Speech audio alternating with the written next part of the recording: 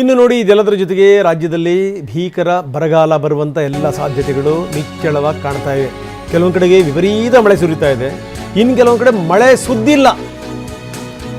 ನೀವೇನಾದರೂ ಈ ಚಿತ್ರದುರ್ಗ, ದಾವಣಗೆರೆ, ಈ ಗುಲ್ಬರ್ಗ ಆ ಕಡೆ ಭಾಗಕ್ಕೆ ಹೋಗಿಬಿಟ್ರೆ ನೋಡ್ಬೇಕು ನೀವು ಸ್ಥಿತಿ ಹೆಂಗಿದೆ ಅಂತ. ಹೀಗಾಗಿ ಏನು ಅಂದರೆ, ರಾಜ್ಯ ಸಂಸದರ ಜೊತೆಗೆ ಇವತ್ತು CM DK ಶಿವಕುಮಾರ್ ಸಭೆ ಮಾಡ್ತಾರೆ. ಸಂಜೆ 6 ಗಂಟೆಗೆ ದೆಹಲಿ ಕನ್ನಡ ಭವನದಲ್ಲಿ ಈ ಸಭೆ ನಡೆಯುತ್ತೆ. ಅಲ್ಲಿ ಹಲವಾರು ಸಂಗತಿಗಳಿವೆ.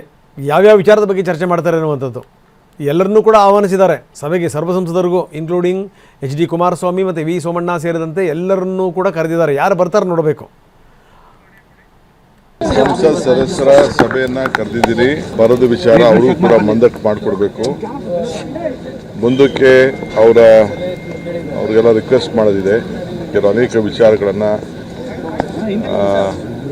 ಡ್ಯಾಮ್ಗಳ ಪರಿಸ್ಥಿತಿ, ಕೆಲವು ಅನೇಕ ಸಮಸ್ಯೆಗಳನ್ನು ಅವ್ರ ಗಮನಕ್ಕೆ ತರೋದಿದೆ. ಯಾವುದಾದ್ರು ಬಾಕಿ ಪ್ರಾಜೆಕ್ಟ್ಸ್ ಎಲ್ಲ ಇದೆ ಅಂತೇಳಿ ಎಲ್ಲ ಧ್ವನಿ ಅವರೆಲ್ಲ ರಾಜ್ಯದ ಪರವಾಗಿ ತೆಗೆದುಕೊಳ್ಬೇಕಾಗ್ತದೆ ಒಟ್ಟಾಗಿ.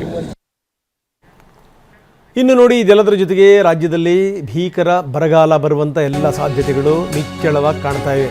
ಕೆಲವೊಂದು ಕಡೆಗೆ ವಿಪರೀತ ಮಳೆ ಸುರಿತಾ ಇದೆ, ಇನ್ನು ಕೆಲವೊಂದು ಕಡೆ ಮಳೆ ಸುದ್ದಿಲ್ಲ. ನೀವೇನಾದರೂ ಈ ಚಿತ್ರದುರ್ಗ, ದಾವಣಗೆರೆ, ಈ ಗುಲ್ಬರ್ಗ ಆ ಕಡೆ ಭಾಗಕ್ಕೆ ಹೋಗಿಬಿಟ್ರೆ ನೋಡ್ಬೇಕು ನೀವು ಸ್ಥಿತಿ ಹೆಂಗಿದೆ ಅಂತ.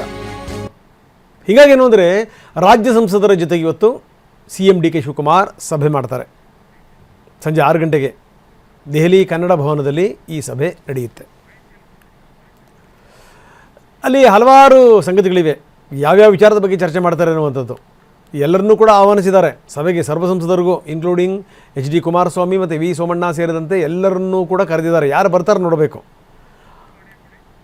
ಸಂಸತ್ ಸದಸ್ಯರ ಸಭೆಯನ್ನ ಕರೆದಿದ್ದೀರಿ.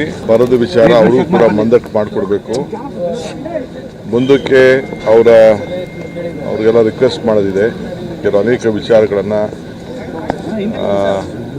ಡ್ಯಾಮ್ಗಳ ಪರಿಸ್ಥಿತಿ, ಕೆಲವು ಅನೇಕ ಸಮಸ್ಯೆಗಳನ್ನು ಅವ್ರ ಗಮನಕ್ಕೆ ತರೋದಿದೆ. ಯಾವುದಾದ್ರು ಬಾಕಿ ಪ್ರಾಜೆಕ್ಟ್ಸ್ ಎಲ್ಲ ಇದೆ ಅಂತೇಳಿ ಎಲ್ಲ ಧ್ವನಿ ಅವರೆಲ್ಲ ರಾಜ್ಯದ ಪರವಾಗಿ ತೆಗೆದುಕೊಳ್ಬೇಕಾಗ್ತದೆ ಒಟ್ಟಾಗಿ.